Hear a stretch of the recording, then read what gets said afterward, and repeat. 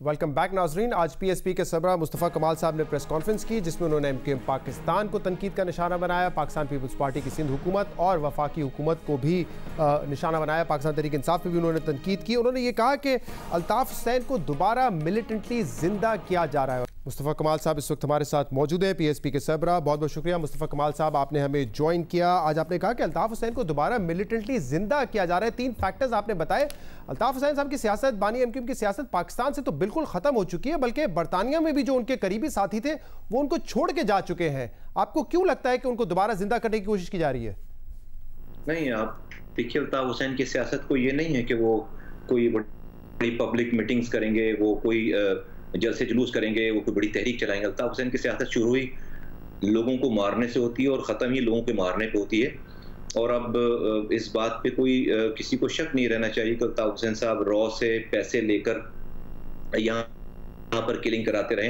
तो मैं जब ये कहता हूँ कि अल्ताफ हुसैन को जिंदा किया जा रहा है तो उनकी मिलिटेंसी को जिंदा किया जा रहा है। और आप पिछले चंद दिनों के वाकयात देखिए कि पिछले 1 हफ्ते में 4 से 5 जगहों पर रेंजर्स पे अटैक्स हुए हैं और उसको बाकायदा जो है वो ओन कर रहे हैं। और कौन ओन कर रहा है? ये GSN वाले ओन कर रहे हैं। और आपको पता है कि अगर आप सोशल मीडिया फॉलो करें तो GSN के शफी बरफत और अल्ताफ हुसैन साहब की जो अलायंस है, और अब वो बानी कहला रहे हैं GSN सिंधु देश के। अल्ताफ हुसैन साहब जो है सिंधु देश के बानी, पीछे इनके पीछे रॉ है और इन्होंने एग्जीक्यूट किया है। और आप देखिए कि घोटी में बम धमाका होता है, रेंजर के जवान शहीद होते हैं, आम 2 लोग शहीद होते हैं, फिर लाड़काना में बम धमाका होता है, फिर जो है वो लियाकताबाद में बम धमाका होता है। उससे चंद दिन पहले रेंजर्स पे गुलिस्तान जौहर पे अटैक होता है और वो बाकायदा उसको सोशल मीडिया पे आकर उसको ओन कर रहे हैं। तो ये और अल्ताफ हुसैन साहब की स्पीचेज और सारी बातें, तो मैंने ये बताई बात कि देखिए सब चीजें खत्म हो गई थी। आज चूंकि उनके पास हमने पीएसपी जब से बनाई है, लोगों को आवाज दी, कराची का नौजवान उनको कहने पर हथियार उठाने के लिए तैयार नहीं है। लोग हमारे साथ हैं। अब उन्होंने इसी वजह से अपना नेक्सस बनाया है GSN वालों के साथ। लेकिन जो उनको सांस मिली है, जो उनको ऑक्सीजन मिली है, वो मिली है 22 अगस्त। जो भी उनके पास आज 2-4 दर्जन लोग रह गए हैं, वो एमक्यूएम पाकिस्तान बनने के बाद के 2016 में 22 अगस्त को जब एमक्यूएम पाकिस्तान के नाम से पार्टी बना दी गई, तो आप देखेंगे तमाम अल्ताफ हुसैन के माइंडसेट के लोग उस शेल्टर में आ गए।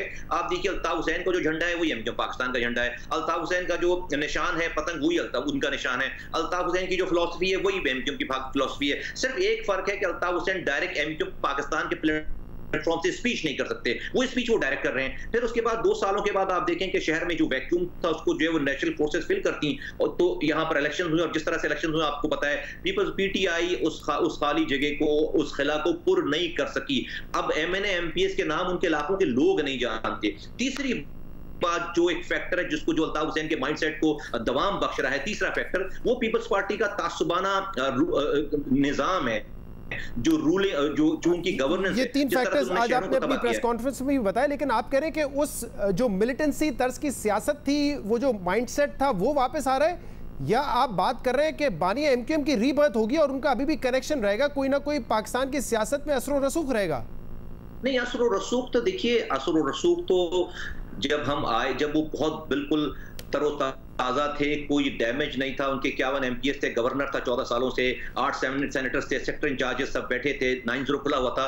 वो तो हमारे सच को उस वक्त बर्दाश्त नहीं कर सके।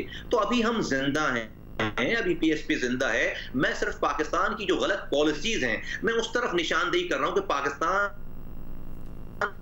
पाकिस्तान चलाने वालों की गलत पॉलिसीज की वजह से, जो 3 फैक्टर्स मैंने बताए, इसकी वजह से आज किलिंग्स हो रही हैं। अल्ताफ हुसैन का देखिए, अल्ताफ हुसैन को रॉ ने तैयार किया और इससे कहलवाया कि कराची को तुम मकबूजा कराची कहना शुरू करो। तो जैसे हम मकबूजा कश्मीर कहते हैं, अल्ताफ हुसैन कराची कहते हैं। आज जो हमारी एक्सटर्नल बॉर्डर पे जंग चल रही है, आज जो इंडिया कश्मीर में जो है वो कब्जा करके बैठा हुआ है, और इंडिया की बेस्ट बैट है अल्ताफ हुसैन को यहाँ पर आज ही के दिन के लिए उन्होंने उसको तैयार किया है 20, 22, 25 सालों से पैसे देकर कि यहाँ से उनको 20 लाशें रोजाना कराची से मिलेंगी तो कश्मीर को लेकिन देखिए मुस्तफा कमाल साहब, जब 2016 में आप आए और आपके साथ अनीस कायम खानी साहब आए, आप लोगों ने हेड ऑन लिया उस वक्त अल्ताफ हुसैन को। उस वक्त उनका अपनी पार्टी पे भी कंट्रोल था, उनकी पार्टी का कराची में कंट्रोल था, तो उस वक्त लोगों ने बड़ा अप्रिशिएट भी किया कि आप आए, उन्होंने आपने उनको हेड ऑन लिया।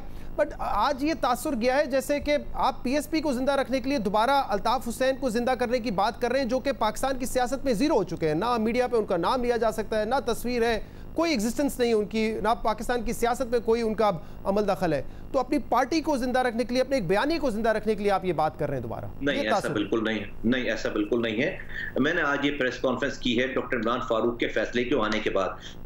3 दिन हो गए उनके फैसले को आए हुए। बहुत बड़ा ये वाकया है एमक्यूएम से जो लोग रिलेटेड हैं उनके हवाले से कि डॉक्टर इमरान फारूक से बड़ा कोई एमक्यूएम में अल्ताफ हुसैन के बाद आदमी नहीं था। उस आदमी को कन्वीनर को लंदन में मरवा दिया गया और उसका ये साबित जो है वो कोई पाकिस्तानी एजेंसियों ने नहीं किया। ये साबित कि वो इल्जाम लगा देंगे कि पाकिस्तानी की एजेंसियां तो हैं अल्ताफ हुसैन के खिलाफ। नहीं, ये स्कॉटलैंड यार्ड ने, लंदन की हुकूमत ने बाकायदा पाकिस्तान को आकर सबूत दिए हैं, एग्रीमेंट किया है बाकायदा पाकिस्तान से कि आप सजाए मौत नहीं देंगे। जब जाकर उन्होंने सबूत दिए और ये साबित हो गया कि कत्ल के अहकाम जो अल्ताफ हुसैन साहब ने दिए थे, इस मर्डर के प्रूव होने के बाद जिसको ये एमक्यूएम वाले शहीद इनकलाब कहते थे, मैं 3 दिन से इंतजार कर रहा हूं कि ये कोई एक लफ्ज बोले कि हाँ भाई हम जिसको बानी कहते थे वो कन्वीनर का कातिल है, हमारे कन्वीनर का कातिल है। वो जब अपनी इमरान फारूक का नहीं हो सकता तो ये शख्स किसी मौजर का कैसे हो सकता है, किसी कारकुन का कैसे हो सकता है? और फिर आज मेरी प्रेस कॉन्फ्रेंस के बाद आपने